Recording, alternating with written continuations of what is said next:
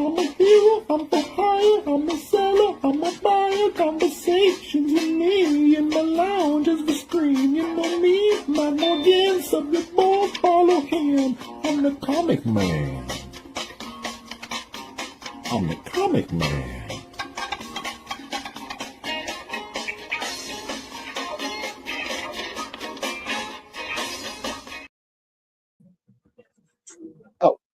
Hello, true believers. It's time for another episode of Comic Conversations. And you caught me again reading. I was reading some Justice League International. I don't know. Does anybody else think this looks like the News of the World album cover by Queen? It kind of looks like it to me. But anyway, I digress. I have a good guy coming on tonight. He's a newer friend of mine. I met him last year at the end of the year. Real great guy. He is a credit to the community, and he's always, trying to be positive and everything. And I'm pretty sure he's also a friend of Lunch Money Comics, who was my first guest ever. So let's bring on MON Comics. Brandon, how you doing? Hey, man, I am well. Thank you so much for having me. It feels good to get back on a stream. I appreciate you rescheduling this from before. Yeah. Well, I knew I was like, I figured, we had to. At one point, I said, well, let's just reschedule it because I knew you had a lot going on, and stuff happens. Life happens, and we gotta deal with life before we have to deal with YouTube and comic book collecting stuff. So for sure, but I miss streaming, I miss creating. So I really appreciate you giving me this opportunity to come on and talk comics for a while. Oh, no problem. I'm glad to have you on here. And see if we got anybody in the chat yet. Nope, nobody's in the chat. We got a couple of people watching. So thank you guys for watching right now. And we usually know how it is. You usually get more people file in. So, but yeah, I remember I was a guest on your show, and now you're a guest on my show. So we went full circle, I guess, right? Full circle. When you came on, you showed that was it Captain America 114? Yeah. And talked about how the community got that for you. That was like really, you were the catalyst really for after hearing that, to send C-Bizzle an A-OK. Because I know he was one of the people that worked on doing that for you. So that was really touching. I appreciate you coming on my show too. Yeah, it was, I'm still like overwhelmed by that. Like, I'll get those guys back one day, but like I'm kind of on I'm disabled. I'm on a fixed income, but I'll probably find them something one of these days. Like, but they know that. But also shout out to like Old Wolf, 65, and Joe, who put it all together. Joe, the adventurous Joe, what a sweetheart. Yeah, he's a sweetheart. And then we had Clip on Comics, the producer, all those guys at the Comic Council. I don't know. I'm kind of one of those days. I had a doctor visit today, and they had a lot of stuff had to take a lot of tests and poke me in holes. So I'm kind of off my game, I guess, a little bit. So I apologize for that. Dude, we're talking comics. You can't not be on your game. Yeah, I know. But anyway, like I said, truly appreciate you coming here. Well, I kind of stole this from Rob's Fat Stacks, though. He's the only Slash. You always ask people what their comic book origin is. Did you were you being chased by the Batman and you fell in a vat of chemicals at Axis Chemicals, or and became the Joker, or what? What happened to you? How did you get into comics? I as a kid, growing up in the 80s and 90s, foil covers, caught my eyes, and then the stuff in the 90s, X-Men #1. So as a kid, I collected some, but I got serious in like 2009. I started like really like finding a love for it. So I started collecting again, and I had some, I was single, no kids. So like I could spend all my disposable. So I had like Avengers 1. I had Spider-Man #5. I mean, it was all over. Tomb of Dracula 10. Just collected what I wanted. I had a pretty sweet collection, and then I met my future wife in 2011, and then I had them till about 2014. I decided to propose to her, so that was an easy way to say, well, I can sell these now and get them back, and it's going towards a really good thing, So I sold off my comics. We get married. Fast forward to 2018, 2019. I'm playing Magic the Gathering. I loved that. I played it back in the 90s, and like I refound it, and I go to my LCS because I didn't have kids, which LCS was a half hour away too because I'm middle of nowhere. So it was an hour round trip to drive there, and I played it. And then Wizards of the Coast started getting really greedy with their product and how expensive it was, and like they made you need to force you to keep buying to keep up and stay relative in the game. And I didn't like that corporate angle of it. So I was like, you know what? I'm going to take, I probably had 8,000 in cards because I had a lot of expensive cards because you collect them too. And I dumped it back into comics in about 2019, 2020-ish. Started collecting hard again, reading, collecting old Silver Age, Golden Age. And then in 2022, I was like, you know what? I started watching comic book YouTube, and Mike was one of the first channels I found from Lunch Money. I found some other channels, and they just weren't positive, and they weren't what I was looking for. And when I found Mike, and it just showed you a guy can go out and get books and be passionate and talk about them and always be positive. I used his presser and cleaner, started using his presser and cleaner, and then he got me in touch with Mike, and I was able to talk to Mike, and we became good friends instantly. And it's now I'm just about, I think the 20th will be my 3rd year on YouTube, which is insane. And as you know, it goes so quick, right? Like, oh yeah, absolutely. The years fly. Well, hey, you got Matt Spotty here. Is he okay, Simon? You okay, dude? I love Simon. Sweetheart. He might be visiting his dad. I hope we've been pulling for your dad. Simon will be praying. I think it's what it is. But yeah, thanks for stopping by, Simon. It's always good to see my Australian friend. Great guy. There's another great guy right there. If nobody is subbed to him, I don't know what you're waiting on. This guy's awesome. Greatest hangout show on YouTube, in my opinion. Hell yeah, dude. He does it right. Simon does it right. You mentioned Lunch Money Comics. That's like actually one of the first guys I was watching, because I had the same problem. And, I won't name anybody. I don't want to call anybody out. But there were, and there still are, it's people like, this book sucks. This movie sucks. I don't. These toy lines suck. Yada yada yada. I don't want to hear that no more. Look, I'm too old for that kind of like. I know it gets clickbaity, and that's maybe why I don't get a lot of views sometimes. I'm like, I don't really do the clickbaity like things. I just love comics and toys and movies, and pop culture. So as you've seen on my channel, I do movie stuff, toy stuff. Now I'm getting into toy stuff, but But then I saw him.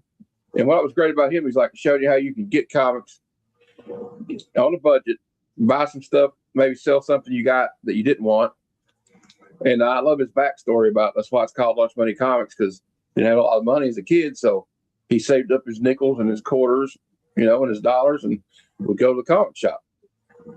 And I got him. Then I found some other people in the community and started hanging out with them. So it's kind of funny. And then Mike's such a good guy. He didn't even know me. I sent him a message. I said, hey, would you be on my show? And he showed up. He's like, yeah, I'll do it.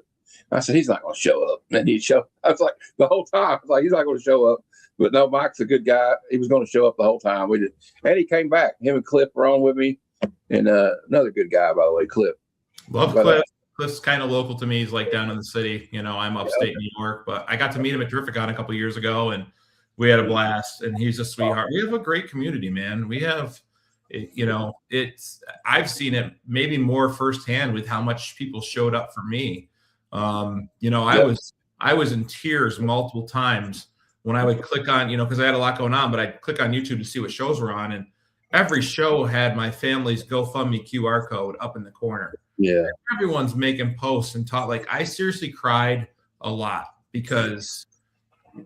We're all talking through computers about comics and something we love, but these people become your friends, they become your family, and they show up for you. And when the next tragedy happens, because unfortunately they will, I'm ready to mobilize for anyone else. And that's awesome. We got a really great community. Mike's most down to earth guy, and he helps out. Great guy. I met him at Heroes Con for a little bit. We didn't get to hang out a lot, but a lot of stuff's going on. It's hard to see everybody for a long time. Especially pulling at those cons, man. It's overload, right? Like you got comics, you got friends, you got YouTube. There's Lunch Money Comics. I say, oh, there's comics then. The husband and wife team. And there's everybody. So I'm like, oh, there's West Coast Avengers. Like I wanted to talk to him, and I never got a chance to see him again. But it's how it goes. There's always next time. I'm going next year. I was already planning the trip when on the way back home. I'm like, okay, next year we're going to do this differently. And that's just, I don't know. I just love Heroes Con, but that's my new vacation spot, I guess. Yeah, and well, also the thing that GoFundMe, I remember sharing. I shared it on Instagram, and everybody was doing stuff on Facebook, Instagram, YouTube. It was amazing, and yeah, I was like, I remember, and I hate, I know it's like it was great that my first thought was, I hope everybody's all right when I heard about that, and then my second thought, I don't know if this is wrong or right. I was like, oh no, his comics. And he lost everything, right? Yeah, that's every collector. That's every collector's. That's how our thought process worked. Like, you wouldn't believe, you might be the 50th person that's like said that exactly like that. Like, first thing I thought about was the safety of his family. And then, I don't know if this is wrong for me to say this, but what about the comics? Like, that's exactly what everyone says, because that's what we think about. It's like, we all watch each other build our collections and what we love, and it becomes a part of us. So like, yeah, if like you're friends with someone and that goes down, you can't help but think like, oh shit. It's kind of like maybe this is a little exaggeration, but it's almost like I feel like Obi-Wan in Star Wars. I felt a great disturbance in the Force, as if a million souls suddenly cried out in terror. Exactly. So, yeah, man, but I'm glad it's working out for you. I know it's not easy because you got to rebuild and have to rebuild your collection. I mean, in a way we're talking, it's like kind of exciting, but it was exciting for me. But I had I wasn't a fire, but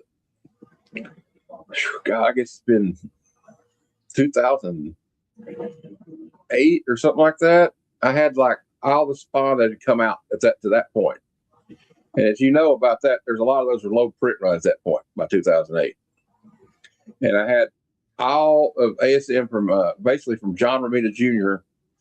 to like Eric Larson and like Todd McFarlane and all that Spider-Man. So like 39 up. Yeah, I had all that.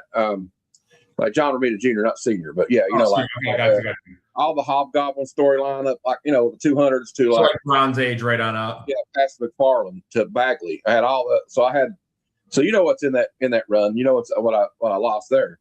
They come in and stole everything. I had a TurboGrafx 16. I had a Neo Geo because I collected retro stuff even back then, and it was actually stuff I'd had as a kid because my mom and dad were divorced, so I had 2 Christmases, so that's how I got a Neo Geo. That's the story of how I got a TurboGrafx 16. But anyway, all the stuff anything they could get, right? They probably sold it for drugs or something. I'm sure they didn't know what they had. Same thing we were talking about was still 35 cents. He lost some stuff, and they probably sold it for like bottom dollar just to get rid of, because who's going to buy it, right? So, I had all the Punisher stuff. I had every issue of G.I. Joe. So, I feel your pain on that end. I never got them back, Yeah, and you're a huge G.I. Joe fan, I take it then. Yeah, that's my favorite. We're doing a whole run on the whole thing. Me and my buddy Jeff are reading 1 through 155 each week. We're doing another issue. It's going to take 3 years, but I don't care. It's the thing about G.I. Joe to me is that was what got me into comic books, was because I watched the Sunbow cartoon and had the action figures, and I was like, oh, they have a comic book, and that was like enhanced. And then I would like recreate what happened in the comic book with my toys. So yeah. I was a huge G.I. Joe fan growing up too, because they were in the wheelhouse of what my parents were willing to spend. I think like a figure was like $2.99, when they first came out, maybe $1.99. But what movie I still pop on every now and then, if I can find it streaming online, is the cartoon movie. Oh yeah, because that was a banger. It's first a Cobra. Dude, that has one of the best openings of any, like when Pythona infiltrates the Terradrome is like one of the best openings of any cartoon movie ever. So awesome. And it was also cool to hear like, familiar voices like Don Johnson. Oh hell yeah! Oh hell yeah! They cast that so good. Burgess Meredith as Galobulus was amazing. And they just it's just great. I know a lot of people like. There's a guy I like to watch on here. I think he's from the New England area. He's called Destro Is My Spirit Animal. I don't know if you've ever seen his channel. No, but I'm reviews, but he talks about like, well, they got a little ridiculous at that point, and I agree with him, but it was still fun, right? It was still fun. And G.I. Joe wasn't supposed to be taken too seriously, although by the time the 90s came along, they started doing crazy stuff, and I think that's what killed the toy line. But he's actually going to be a guest on the show because I've been kind of branching out. I thought it'd be cool to get comic book people, toy people in here too, and talk to them. And yeah, we got Comic versus the Joe Head. He's like, yo, Joe. Yeah, I've started dabbling in the toys too, Brandon. So God help me. That's a rabbit hole, man. Yeah, well, and I'm in the classifieds and the 3/4 inch ones. So I got this one. I just did a short on this one. And if you're a G.I. Joe fan, I'll test your knowledge. Do you remember this gentleman from the comic book? I do remember Quinn. Yeah. The Mighty Eskimo. Yeah, dude. Never made a figure back when we were kids. But Super 7 heard us and made one. And it's also got a quote from the comic. Look, he says, I abhor senseless violence. Dude, Super 7's amazing. They've given us so many great toy line stuff that we would have never got. Yeah, I got this one. I don't know if you're reading the new G.I. Joe. I'm not. All right. Well, issue 12, they introduced this new character named Jody Shooter Craig. Now, some people will say that G.I. Joe issue 1 from Marvel, you see a character's name that says Shooter, but you don't see their face. But then I thought, well, maybe that's her.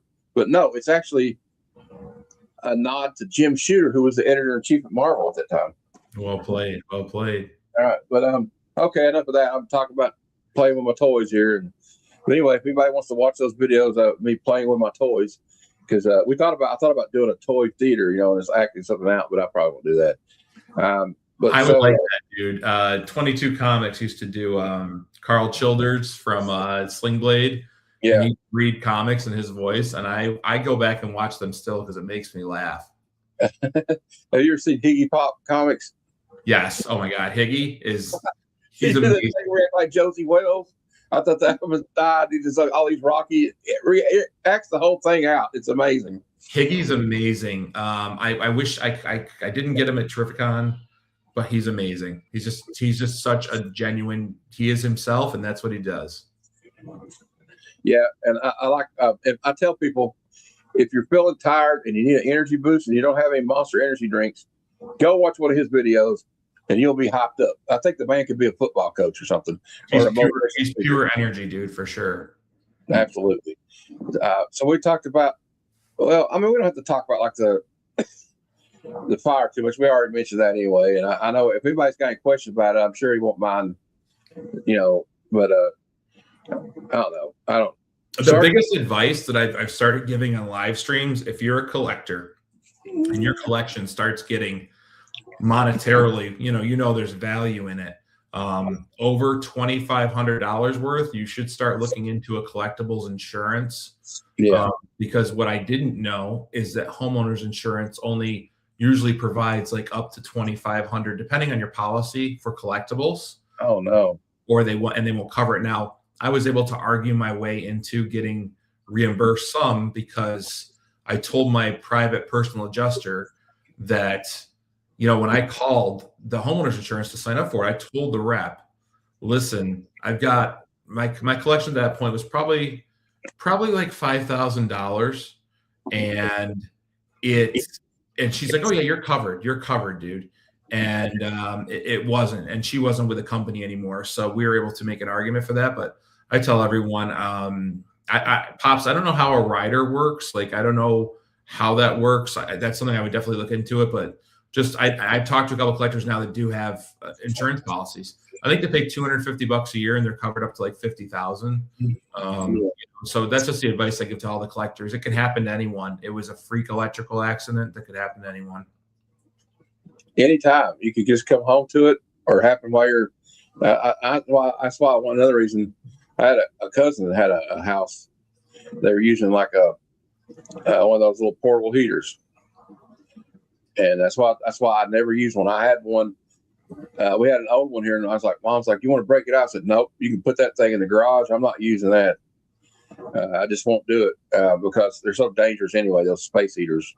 Yeah, man. It's anything like that for sure. That generating heat that you leave on is dangerous. Yeah, I don't. So I know you had to start back, but I mean, in a way, is it kind of like a new adventure starting back? It is, dude. So I've only grabbed first I'll shout out to the community that have been so kind to send me stuff, maybe exact books that I lost, or just random books I think I like. But yeah, so I started rebuying like some books that I knew that I wanted to have back in my collection. And then, yeah, I kind of was like, I'm going to go in a different direction or, search out some other stuff. Again, I'm not spending too much right now since last September. It's only 4 months. I used to buy a lot and I'd trade and stuff like that and to get comics. So I haven't added a ton back. Yeah. Oh God, Pops, that's the best thing you can do. Yeah. That's the best thing you can do. Also, my wife just shared an article the other day. Too, as well. What's that? Well, maybe also log it in CLZ as well. Mm-hmm. So you know what you have in your collection. And also the video is a great idea. Hell yeah, the video is great. That's what everyone, you don't think about it, but that's the best idea. It's hard to think of that sometimes, but I may have some double G.I. Joes if you want them. I might send them to you. Maybe I could trade you. I got some stuff to trade you might be into. All right. We'll figure something out. I got some books here. I don't know. I just got I think I was bagging and boarding I got to do. That's a task, dude. People don't understand how long that takes. Well, I got a lot of good things from that sale, but I don't know. I know people like to collect the big keys, but I like to collect like the little. I like to read some of these back again. There's your G.I. Joe. But anyway, I digress. But what I started doing with my collection now is like I was buying like compendiums. So like I had a lot of Invincible books. Not a lot of the lower runs, like not the expensive ones, but when I lost them, I found it just easier. I went out and bought the Invincible Compendium Volume 1. It's like this thick. And that was a fun way to get, instead of the daunting task of trying to get every book back. Well, like when I got back into comics, I don't know about you, I kind of just was like, I don't want to spend all that money, so I'll just get some trades, right? Or some compendiums like that. But that kind of gave me the bug, though. Like, I don't know, I kind of want these issues back. There's nothing like holding the real deal. And I think it was like 2 years I read like this DC Universe and Marvel Universe app. Hey, Wellbore. Yeah, that's a great app. I still do because sometimes I don't want to get my grubby hands on a comic. So even if it's something I've got, like that's why I always tell people like that don't like why do you slab things because you can't read it. I'm like, well, I'll be honest with you, that Captain America book we were talking about earlier, 117. Yeah, I wouldn't want to get it out and touch it. To be honest with you, I mean, because it's a pretty old book. Well, I mean, it's not the oldest book, but like in some of those Golden Age books, like a pre-code horror, you're not going to be thumbing through that on a Saturday somewhere in a lawn chair. There's no way. Nope. I'm going to move locations. You're just going to see me moving around, but my daughter, I'm keeping my daughter up. I know that. So her room is right down the hall. I'm going to move downstairs. All right. No problem with me, folks.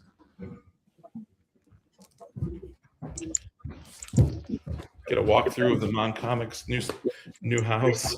All right. Hey, Steve. We got Steve White here. Yo. Steve.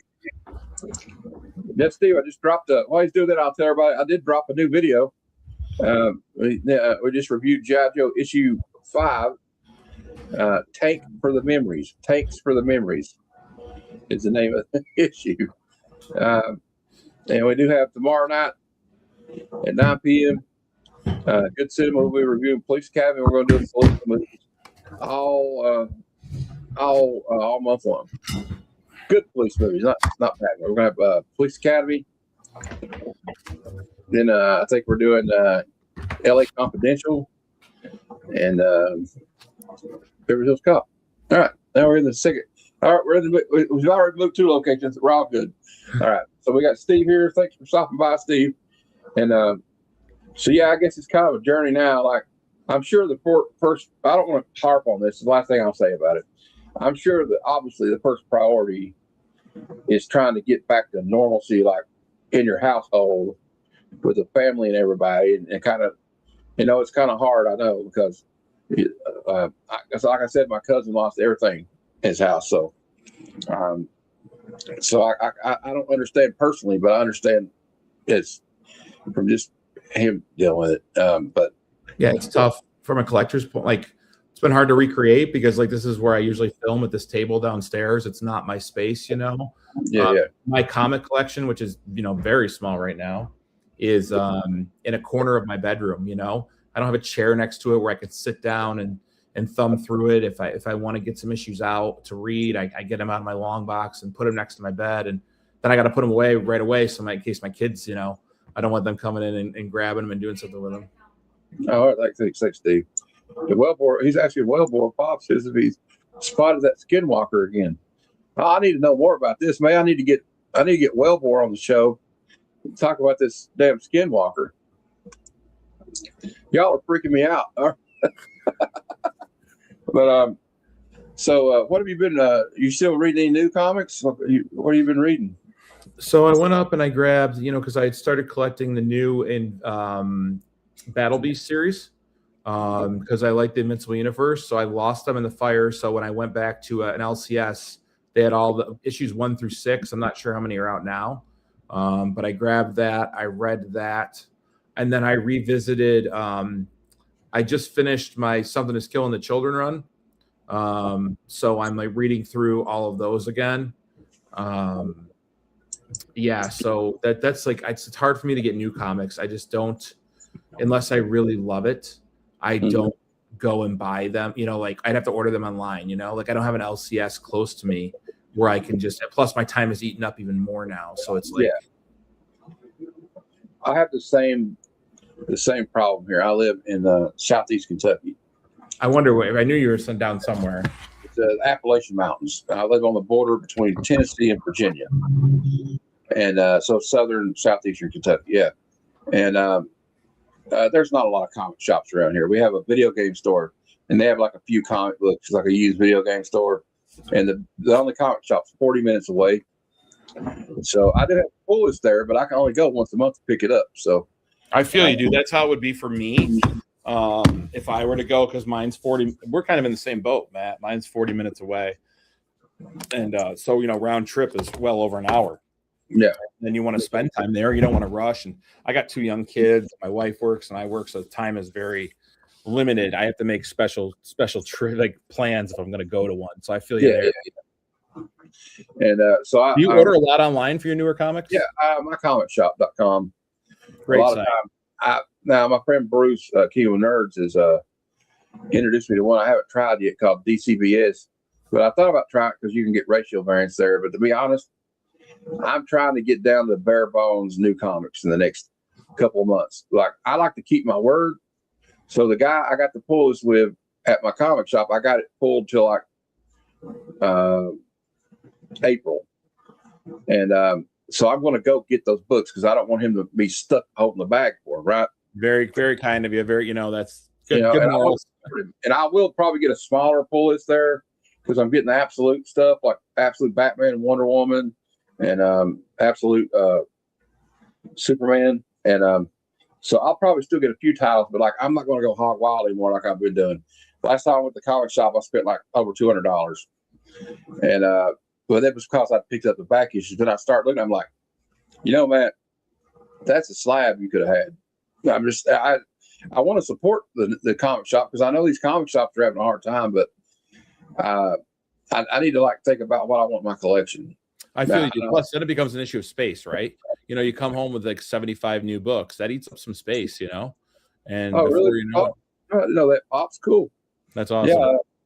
Yeah, Southeast Kentucky. Yep, we're in God's country for sure. Coal mining land here.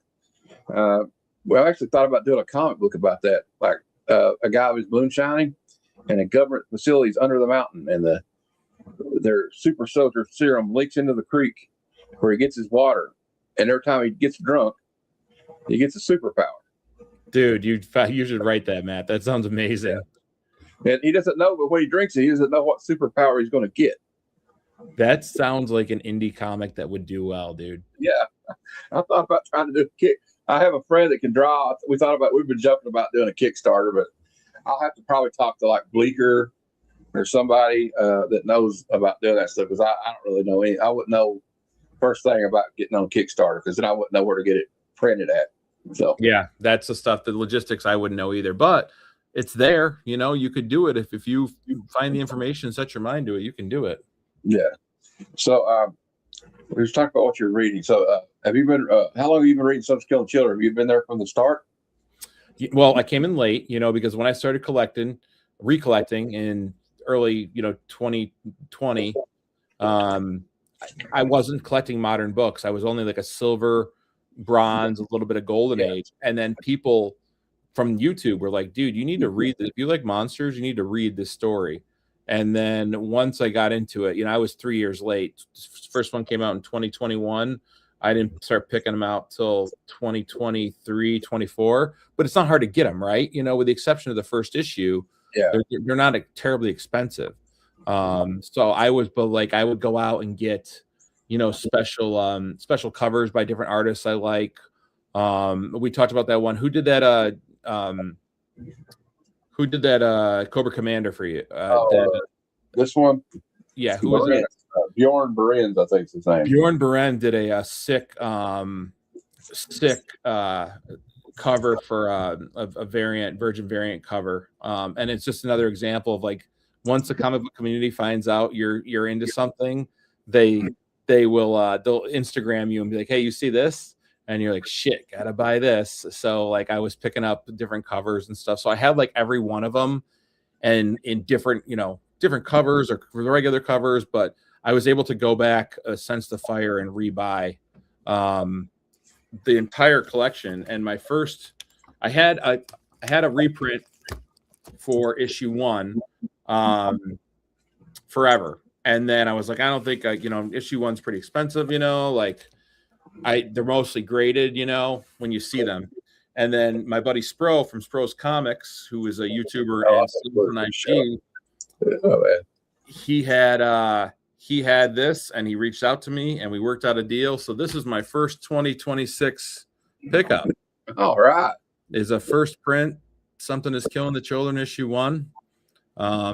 It means a lot to me because it's a big pickup, and it's a series that really got me made me understand issue 1 or modern comics could be, how good they could be between the art and the writing and the world building.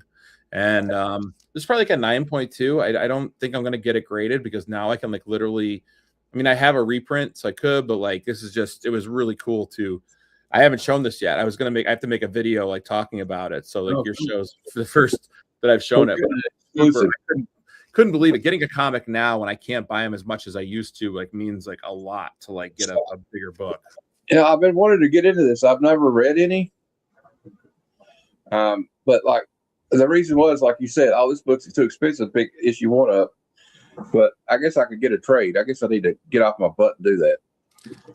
Even if I have there's 2 volumes, two hardback volumes that have the issues in them, so you could buy that first volume and read through it and see if you like it enough to go hunt the issues, because that has the first 15 issues or so. So that was my first pickup. This is an example of a book that I went and rebought that I lost. So it was Adventure into Fear, issue 11. Oh yeah. So this is the second, solo Man Thing story starts into Adventure into Fear 10. This is the second issue. It's great Neil Adams art, and it's the first appearance of Jennifer Kale and the Nexus of Realities, which I'm hoping they bring into the Marvel Cinematic Universe at some point, because having this dimension down in the Everglades would give, Doctor Strange can access other dimensions, but if a regular person wanted to go in other dimensions without Doctor Strange, all they'd have to do is go to Florida and find Man Thing. Yeah, well, they could even add Dr. Voodoo and a lot of things into that. Oh yeah, Brother Voodoo's freaking awesome. I would love to see him come into it. So this was an example of a book that I just rebought because I want to get my Fear run back. I love the first 9 issues or reprints of old books, old Golden Age and Silver Age pre-hero Marvel monsters, but then this switched into Man Thing. So I love Man Thing. He's my favorite character, and so it was wild to pick that back up. Oh, cool, Pops. Yeah, Steve was saying that Something's Killing the Children. The first 10 books are kind of pricey. Well, now the first part of the series, I think it was word of mouth spread, right? Because they didn't really print that many out of number 1. I gotta look up the print run, and plus it's been optioned. I think Blumhouse is going to be doing a show or a movie with it. Animated show and a movie. Yes, and and that's the same thing with Invincible. There was like Invincible #1. I think there was 10,000 some copies printed Mm-hmm. when it first came out because the industry wasn't doing that well. Right. And I think we're over the time where we see inflation of books from Marvel superheroes getting into TV and movies. You know, I don't think it affects it as much as it used to, but I could see Something Is Killing the Children coming out and people who aren't into comics loving it and going after it because it is more accessible. Like Comicverse said, Steve White said the first 10 books are pricey, but they're not like, it's not like going after the first 10 Daredevils, from the Silver Age, or absolutely, or the first 10 Invincibles, like it's accessible. So I think we will see some people. Hopefully, it'll bring people into comics. Hopefully, they'll see that show and they'll be like, "Holy shit, I want to read those books." Well, there you're talking about being accessible. That's the whole reason that I love Superman and Batman, but that's why I don't go crazy getting those books because then I know I can't get the. You can't go. You have to be. Well, you could, but you would have to have like Elon Musk money to go back and get like the first 10 issues of like Batman or Superman. So I can't really afford to do that. But you also have great reprints of it. There's some great keys of those you can get. But absolutely, yeah. One of my favorite characters, him and Swamp Thing. Yeah, I love Swamp Thing too. I do have love for Swamp Thing. It's just I always gravitated towards Man Thing. I think because he was less human. Like Swamp Thing still retains some human characteristics, whereas Man Thing, he's got fingers and toes, but other than that, he doesn't look very human. Well, he's also very scary, but he's only scary for people who are bad people, really, like or they fear. To have fear, yeah, exactly. And how good was that Werewolf by Night short movie they did? I loved it. I know I see people pick it apart online because it's not really how Man Thing is in the comics, but I think that they had to translate him like that for the show. I think Werewolf by Night was amazing. My wife and I are huge Halloween horror fans. Like when that came out, we sat down and watched it, not knowing what we're getting into. And she likes Marvel movies since we started dating. We started dating in 2011, so we were still like the very early Marvel. So we'd go to all the movies because she loved the X-Men growing up. And we sat down and watched that, and we're like, "Whoa, this is great." She's like, "These are Marvel characters?" I'm like, "Yeah, like obscure ones." And she's like, "Yeah, they need to bring more of these to the movies." I'm like, "I know." We love the noir, like the black and white. Hey, Dave, how are you, buddy? We love the black and white, and hope they do something again with that. Yeah, I think it'd be great. And like, us like Marvel fans that know all these characters, though, it was one of those movies that's kind of like, okay, this is for you guys that know these obscure characters. Because you had Elsa in there, and of course, Man Thing, Jack Russell, and a few other characters. You're like, oh, wait a minute, is that? You'll be like, is that like that? And like, I just really enjoyed it. Even when that one Hunter was talking about, he was talking about, oh, I've killed like 100 and some non-monsters, and he's like, how many have you killed? And Jack Russell points up at Dracula as like in the bat form, and he's like, I fought him a couple times, and that was a great Easter egg. Yeah, the Heap was the first muck monster. He's the granddaddy. Pops Airboy Comics #3 maybe or 7. I can't remember, but that's a ghost book. Good luck finding that friggin' book. That's like trying to find a Punch #10. Yeah, I think the only person I know that owns one is Alan, the comic collector geek. Yeah, he's the only one that found one. The only person I know that owns one, I don't know him personally, but it's one of Collar Tom's guys, Golden Age Guru. He's got one. Oh, he does. I've seen some of his stuff. I'm not shocked. Some of those guys just have access to stuff we don't. There is a way to get these books without getting the real one, though. They have I can't remember who it was. I don't know if they're still available, but my friend got it. It was like a Kickstarter or something, but I think somebody else reprinted it again, and it reprints all these pre-code horror books. I know what you're talking about. People, the fire, when that was going down, my fire had happened. Like people were like sending me the link, and I'm like, I can't really be buying that. Now I'd love to, but do it right now. That's like, I know there's like people like, I kind of wanted to get some of those when I got those blind bags. I said, I kind of went overboard on that, and after that, I said, never again. I'm not going to do that. And I don't know. Oh, this is what Dave says here. I did hear that. That would be awesome. I'd love to see that. Yeah, I want the same director. And they did a wonderful job. Like, let's do it. I want to see that setting. I love that. I like the girl that played Elsa. Yeah. I love monsters. I always loved monsters. You know, and I know they colorized it later on, but I kind of like the black and white version of it better. I agree. And I don't know about you, but I like to quote to steal a wrestling term. I marked out when all of a sudden you see the Man Thing come out. I'm like, holy crap, is that Man Thing? Yeah, dude, I freaked. I knew he was going to be in it. Yeah, I like the black and white. If you remember, like everyone the following Halloween was like, this is crap. They just put it in color. Well, the thing was, the writer's strike was going on. So they didn't have any new material coming out. So I'm sure Disney just said, well, the only thing we can really do is release it in color. And that'll be different. But you're right. It's so much more effective when it's all black and white and then somewhere over the rainbow plays and they add the color to it. Yeah. That's great. Yeah, I like that. It's like Jack Russell, kind of like the terrier, I think. Yep. And he didn't get a lot. That character, you know, Jack Russell didn't get a lot of love for a long time. Like I remember nobody, like, he was forgotten about there for a while, really. I mean, Moon Knight's first appearance is in his run. That's pretty seminal, you know. I know, and like the same thing with the Drac. I don't know. I really gravitated to that Bronze Age Marvel DC horror. Well, you had so many great artists though, like Nick Cardy and Bernie Wrightson, and the guys at Marvel. Gil Kane, Plug, yeah. So it's just like, I think John Buscema may have done a couple of things, but I'm not sure. I think you're right. Yeah, that was the 70s, early 70s comic code starts to loosen up, and they're able to do these things again. And they did, DC horror, man. I got a soft spot for DC horror too. Yes, hopefully, Dave. Yeah, I heard they scrapped. They're gonna. I think it was a rumor that the Blade movie's just dead on arrival at this point. It's like 10 years of just. Yeah, they're not going to do it. I don't think. And like honestly, at this, John Jameson Man Wolf was fun. Yeah, I like the Man Wolf.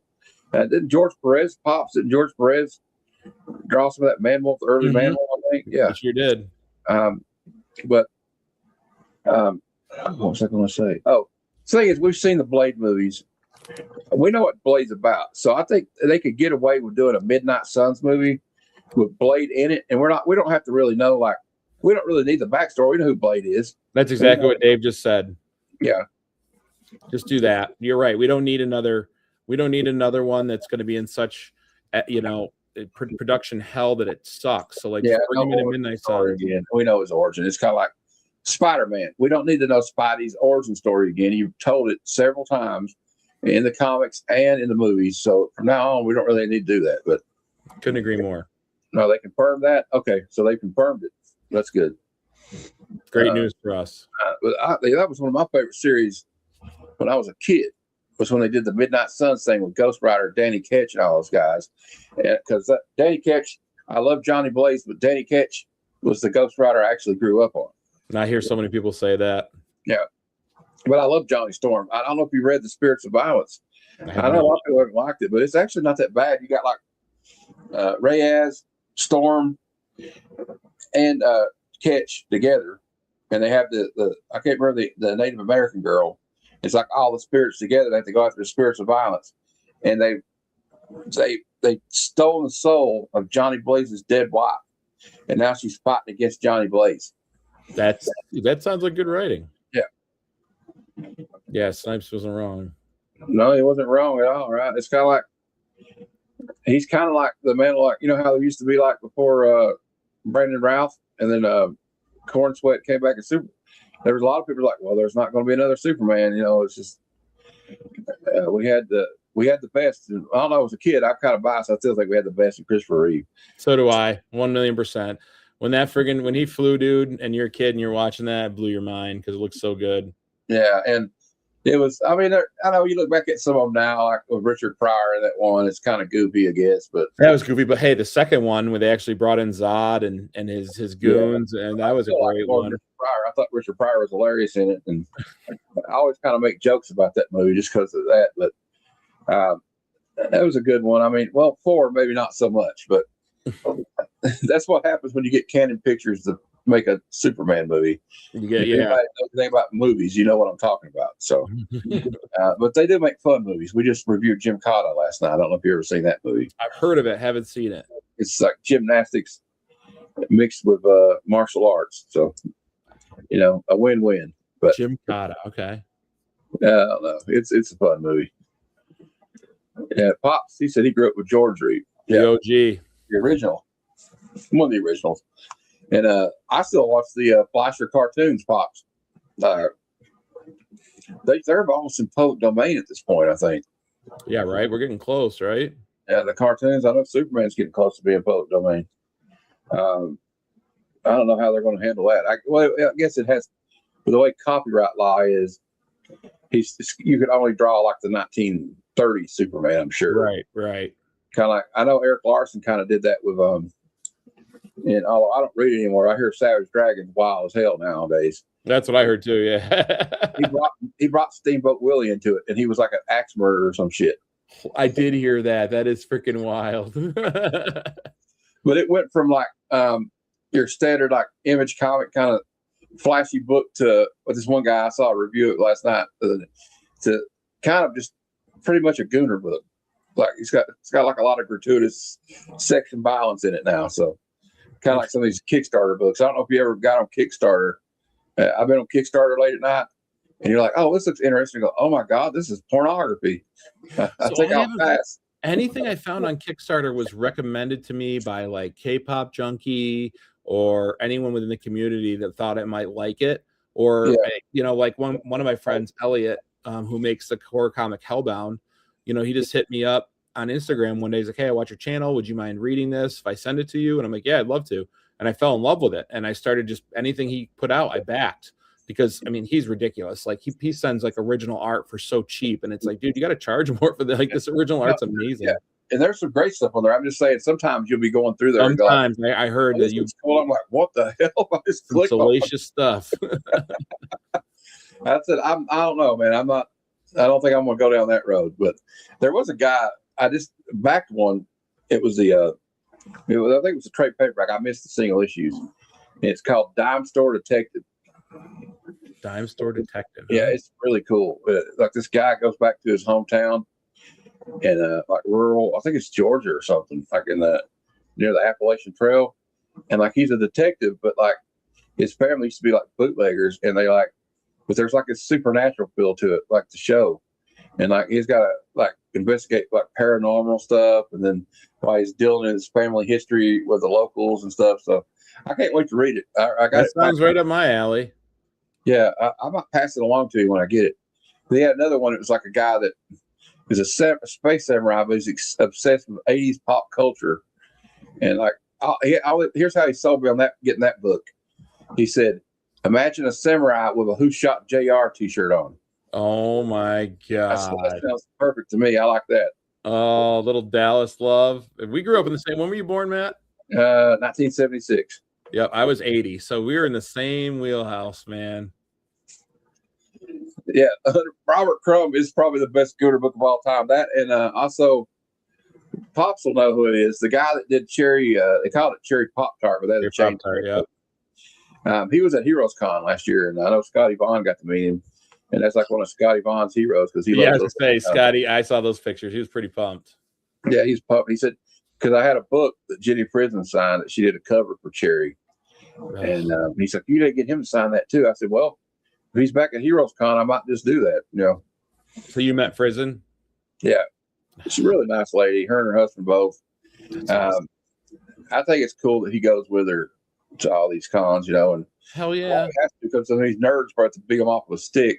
I know, dude. A lot of nerds have a crush on her, but yeah, and she's probably my favorite modern, one of my top 3 favorite modern artists. She's fantastic.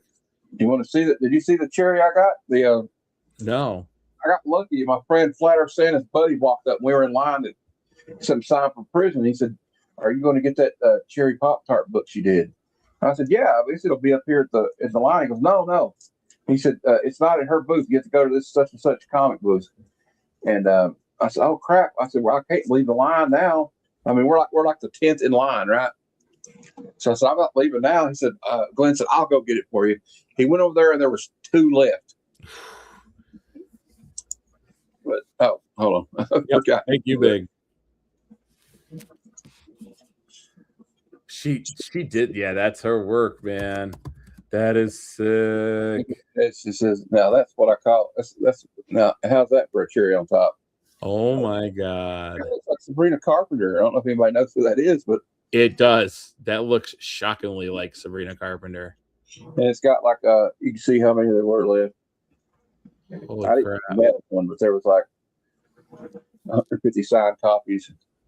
So I'm glad I didn't sell it because it's worth a little bit now. I got a couple more I'll show you. I don't want it to turn this into about me though, but I'll show books after you. All right, you got Jenny Frison. You said you like Jenny Frison, so I thought I'd show you some. I got. Yeah, I love it. I love being exposed to anything I haven't seen of her. And I'll show you what I'm going to get signed at Heroes Con too. I got this one from Lady Fantastic. She gave it to me at Heroes Con. Shout out to Carolyn. She's a great lady. Very nice lady. And I'm going to get this one signed. Oh yeah. Probably get this one signed. I don't know if you've read this. If anybody's read this, but I highly recommend Exquisite Corpses Tinian. Everyone tells me I need to read that. Get the trade. Okay. And she's been doing these Hello Darkness. Oh yeah, she's killing on the. Look at that. That's freaking gorgeous. She's definitely signing that. And you get that one signed. And I got a couple more I'm going to get her signed, like the Halloween. That's right in my wheelhouse too, man. That's great. A Vampire Slayer. She did a Buffy the Vampire Slayer cover. And I'm a big Buffy fan. I got this signed last year. It's the G.I. Joe issue 1 foil. That's gorgeous. You lucky duck. I got this one from DJ Links on his Dirty Comics Curing Cancer. It's a New York Comic Con exclusive. Foil. I had the Catwoman one, but I gave it to I gifted it to Papa Willie. Because I know he's a big Catwoman fan, and I'm more of a Catwoman fan. So that's sick, Papa. I'm jealous. You just made me jealous within like 4 books. But anyway, that's the Jenny Frison I got, and I got to get that one signed. But so I couldn't go to Heroes Con last year, so of course, like Mike and a bunch of my friends were down there, and they had I don't have it anymore, obviously, because it got burned up, but they had Tom Rainey do a sketch cover with the Predator up in our room of the Predator's head, and they sent me a video with it was Mike from Lunch Money and my buddy Rohan from Back in the Game or Absolute Game of Nerds Comics YouTube channel, and they had a video with Frison, and they're like, hey, and she's like, hey Brandon, wish you could be here, maybe next year, this is coming to you. And I was like, that was pretty, like, your friends think of you when you're not there, you know. Well, I would love to get her to. I'm sure she's quite expensive, but I'd like to get a commission from. But I really don't know how you go about that. I think you have to contact them before you go. I think so. That's the way to go, really. Like when I went to Terrificon, I picked up some great books, but like seeing all the commissioned sketches people got and like their doodle pads and stuff, like those are the true 101s, man. Those are the real cool things to, you could buy some modern books cheap, but then you could spend your money on that. I would like to get like a sketch from either my three of my favorite artists, either Jenny Frison, Adam Hughes, or Daniel Warren Johnson. I'm just a big Daniel Warren Johnson fan. I've been reading his stuff since I got back into comics. Like he's got this one book called Murder Falcon, and it was so good. I don't know if you ever read it, but I highly recommend it. He's kind of got a throwback style. If you ever seen the way he draws, it's. I got one of his books here, but you've probably seen this one. Found it. I'm not going to make myself big. I can't find it. Never mind. I give up easy, but no, it's over here. Oh, here it is. Hold on. You've seen the cover. I got this one the other day, though. It's a foil. I won this in a giveaway from Shag's Comics. It's I haven't seen that one. That's sick, dude. I think they call it Devil Driver. Of Dark Side Superman, like pile driving. I hadn't seen that. I'm a big wrestling fan anyway, so I've been getting all those covers you like for DCKO. But if you want to show any more book, you want to show the rest of your books here? Speaking of sketch covers, an artist, like we all know these famous artists, but like I love to support my local artists. And I love Predator. I'm a huge Predator fan. Hey Kenneth, how you doing? Hey Kenneth. And a local artist up by kind of close to Syracuse had this on his Instagram page, and I thought it was a commission for someone. And I was like, "Is that available?" He's like, "Yeah." So I reached out and I bought it. It's Predator versus Black Panther issue 1 sketch cover. I mean, you see that on a brack, you'd think that's just a regular cover, you know. He knocked it out of the park with that. That's amazing.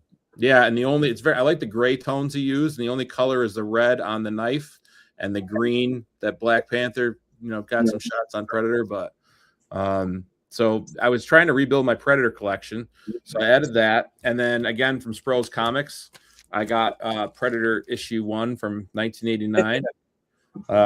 Always loved this cover, love this book. I remember seeing this on the rack as a kid, and that like blew my mind that they had put this into a comic book. I know. We always wanted that as a kid. Like, when are they going to make a comic book out of this? Yep. So this came out in 1989. Of course, the first Predator came out in 87. And I started doing some research, and I found out this is actually the first American appearance of Predator in comics, but there's actually a book that predates this by 2 years in 1987, and that is Nippor Magnum Super Annual issue 14. So this is from Argentina. So this was an Argentina superhero book that they used to print out of Colombia, and then they started adopting like box office hits, and they put them into like a 15-page story. And it's De Predador, so it's all in Spanish, but I'm going to do a deeper dive on this. But this is actually the first appearance of Predator in comics. Oh, that's awesome. It has like all the people from the movies. I've been hunting this I found out about it last June, and I just found a copy in, I think, November on eBay. This is a ghost book. This is really hard to find. That's amazing. They're just not out there. So I have both technical first appearances. Obviously, the market spoke. This is, what most people want, but this was still expensive to get. It's kind of like 180 and 181. It's like, I know 180 a long time was the first appearance, but the market's kind of spoke because he's on the cover of 181. So you nailed it, dude. You nailed it. But so I rebuilt with that, and then I lost a lot of raw pre-code horror books, unfortunately, that were on my wall. And I was buying pre-code horror books that like maybe had a little color touch or something, because I don't mind restoration for those older books, or this is what they did back then. Hey, Vogs. But this one, Cheddar Comics on Instagram, has a lot of great live sales, and he previewed this collection that some lady had reached out, found him on Facebook, and saw that he had good reviews, and said, "Listen, my husband passed. I want these books to go to." So this is a one-owner collection. He had all this pre-code stuff, and this is the book I had my heart set on, and I got it. I was fast enough. It's Spook. Oh yeah, issue 24. It's a great mummy cover, and by one of the best artists from the golden age in my mind, L.B. Cole. I always wanted an L.B. Cole cover, and I had never added one to my collection before. So I said, if I'm going to start back into pre-code like raw, I'll go with that. So just great colors. L.B. Cole, man, was just used such dynamic colors on his covers, whether it was horror or jungle books or crime. Like, he just did it right. So this was the last book I picked up last year. That's awesome. Yeah. So little pre-code horror bag, and then you showed the Comics Curing Cancer thing. I lost my Crow books, and I had some good ones. My buddy Troy from Awesome Toy Box of Troy sent me some signed stuff by James O'Barr. I lost it all, but this I ordered like a week. I had the night before the fire happened, I had the Comics Curing Cancer crew on the Big Five Live. So DJ Links, Mark from Legion of Comics, Austin LeMay, Rob Spatsex, they were all on, and they told me about this comic. So I went and ordered it. And then the next day the fire happens, I lose everything. So it was kind of serendipitous because these were safe in the mail. So like a couple of weeks later, this showed up. It's the Comics Curing Cancer Crow cover. And I was like, wow, I'm glad I ordered that after the fact. And beautiful cover. The Comics Curing Cancer guy, they put out so much cool stuff, dude. You're obviously supporting a good cause, but also to get stuff like this is just. Oh yeah, there's some great deals to be had. Oh, for sure, dude. It's ridiculous. Those are raws I bought, and then I just had 2 more books. This was sent to me by a friend of the channel. Well, we met on Facebook. We used to trade like years ago, and I'd buy books from him. He'd buy books from me, and out of the kindness of his heart, he sent me Fantastic Four issue 72, which is my favorite Silver Surfer cover. just that red with a Kirby Crackle in it is just awesome. Yeah, I love that cover. So he was kind enough to send me to that. I'll keep that forever in my collection, obviously. Awesome. And it was nice to have that. And then this happened. The fire happened in September, and spooky season was coming up. I lost all my horror books, so I bought for my Big 5 Live horror Halloween show. I bought one book, and it's a book I had wanted for a while, and I worked some overtimes to get it. It's the Beyond issue 1. Oh yeah, Mark Spears homaged that on his Halloween blind bags. Sure did. Yep, and one of the best werewolf covers out there. Obviously, low grade to get this book is low grade is the way I had to go, but the colors still look great. And no, it presents very well. Like the colors still pop, and that's what you want in a lower grade copy. It's right.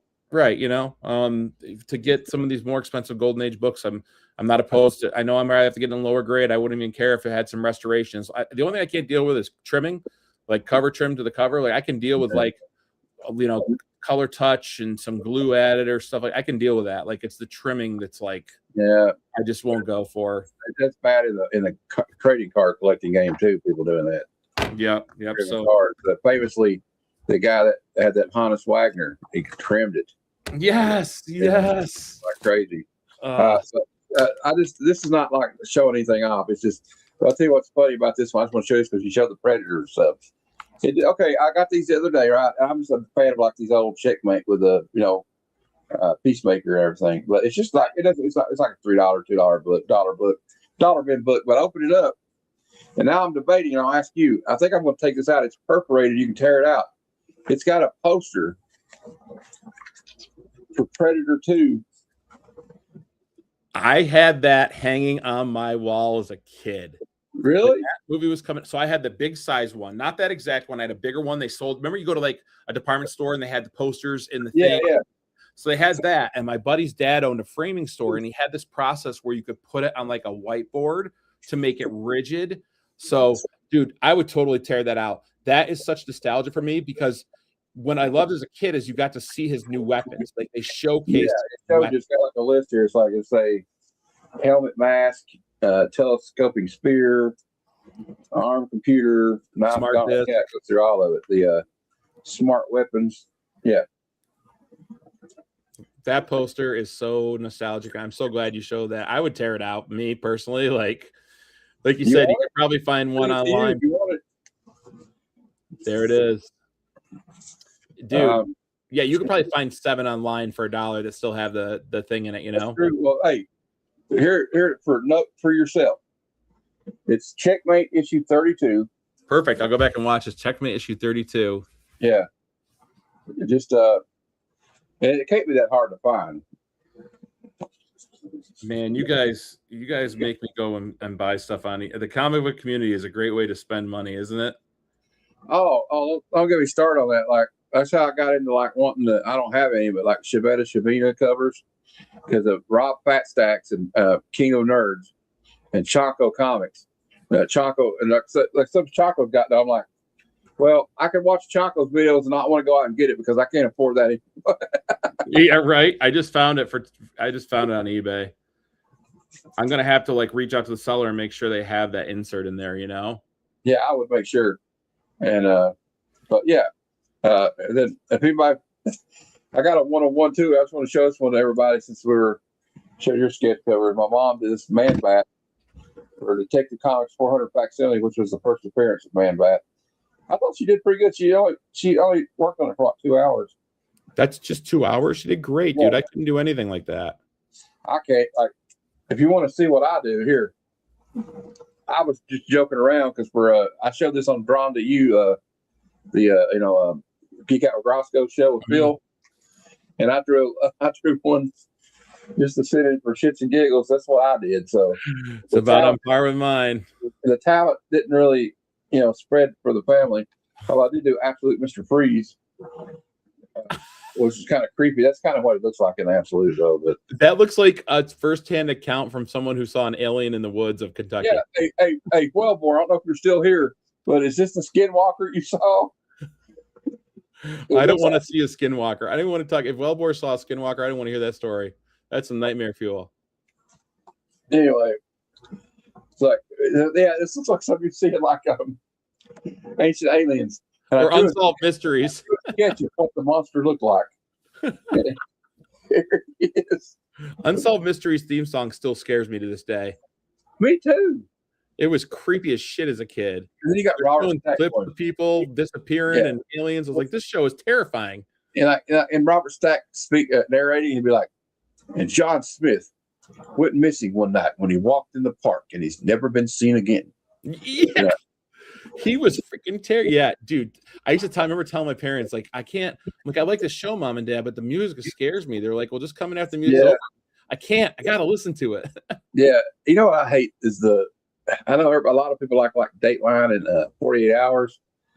But what I hate about that show, and I'll tell you right now, is they'll lead you in this one direction and go, was it her husband, Jim, that killed her? All the evidence pointed to be like, and the whole 30 minutes of the first part of the show, they're like, oh my God, the husband murdered this girl. Oh my God, why is he not in jail? And then they're like, but then we found out, it's like 30 minutes later, like, and then we found out the next door neighbor didn't like her too much. And then I'm like, so you wasted 30 minutes making us think her husband was the killer. All right, thank you very much. I don't need to watch anymore. I remember those shows too. I've seen a few on YouTube. You can watch them on YouTube, you know? Yeah. And yeah. So well, hi, honey, my beautiful wife. Hello. Oh, she's on the phone. She can't even hear me. Well, it's all right. We're getting ready to end anyway. It's over an hour. I don't want to keep you anyway. I'm sure you got stuff to do. That was fun, dude. This reinvigorates my wanting to like talk comics and make videos. So thank you for having me, because like it definitely like gets me going again. Well, and I guess before we go, I'll tell everybody what I got going on. We got the Police Academy tomorrow night at 9 p.m. Eastern. We're going to be reviewing that, one of the greatest comedies of all time. And if I told you to stay away from the Blue Oyster, everybody would know what I meant. Yeah, they're having a party at the Blue Oyster, Sarge. Yeah. They got the Comic Lounge. That's just the comic book pop culture hangout show on 7 p.m. on Thursday. And then Friday Night Frights, it's me and Comic Versus channel, her show. This is my week. He has a video next week, but this week we're reviewing Friday 13th Part 7, The New Blood, the first film where Kane Hodder donned the hockey mask. Hell yeah! And then Sunday Super Show Extravaganza. It's a new Comic Day preview show that is Sunday at 6 p.m. Eastern. All right. And Brandon, you got anything? Any videos coming out or anything? Yeah, so this upcoming Friday, I'll have a video come out featuring my first pickup, That's Something That's Killing the Children, issue 1, and some books that I got from a friend, and also Kickstarter, the Hellbound books that I had backed, that I lost all of them. The creator was kind enough to send them to me and a little bit more. So I got a sketch cover, I got a show from him. And then the Big 5 Live, I'm not sure what day I'm doing it this month, but I post stuff on Instagram. You can follow me under Instagram under MON Comics.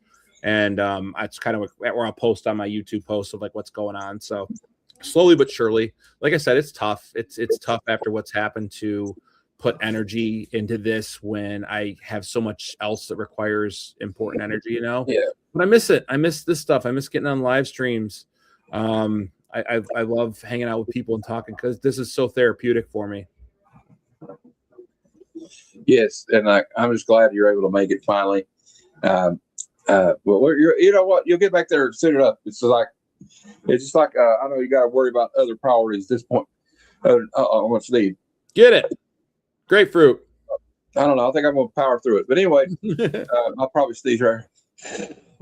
There we go. I hope it's not a sign of things to come. I had to go to the doctor today, but I try to stay away from everybody in the waiting room like this. You know what I mean? You're like, stay away from me. I don't know. Yeah, we know you meant to say. He said, "Hope to talk to you soon." Is what Vox meant to say. See you, Vox. All right, but anytime you want to come back on like the hangout, yeah, I'll have you back on my channel too. We gotta do something. We gotta do some kind of toy review or something on my channel. I can get down with that. Absolutely. Oh yeah, everybody check out my Wolverine Legends World War II Logan figure. I just did an unboxing and showed all the accessories off.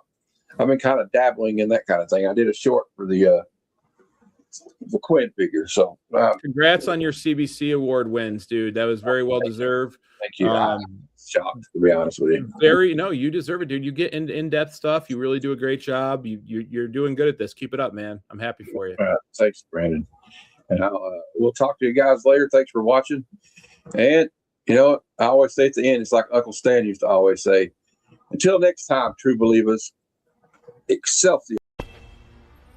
Come, son of Jarrell! Kneel before Zod! Snoochie boochies.